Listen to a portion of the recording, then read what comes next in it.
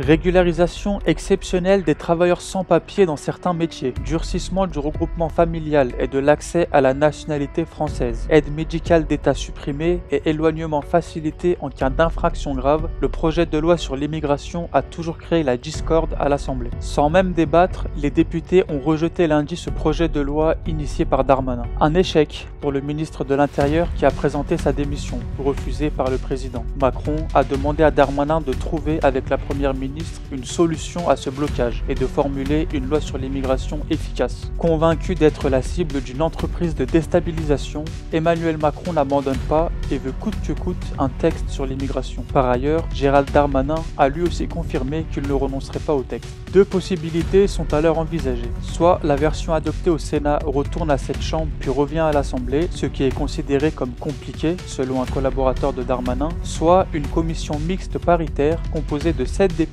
et 7 sénateurs est convoquée pour trouver un compromis. À la fin du processus, étant donné la tendance politique à droite de la CMP, un texte plus strict pourrait en résulter. Mais pour cela, il faudra d'abord convaincre la fraction plus à gauche de la majorité à l'Assemblée. Avec cette option, il y a un risque d'explosion, mais cela peut se tenter, estime un macroniste. Quoi qu'il en soit, Emmanuel Macron ne veut pas faire machine arrière et semble bien décidé à marquer son mandat avec ce texte. Le président a fait part de son agacement en Conseil des ministres ce mardi, en évoquant le cynisme, l'incohérence, le jeu du pire, notamment joué par deux partis de gouvernement qui ont dirigé le parti pendant 40 ans, en visant les socialistes et les républicains.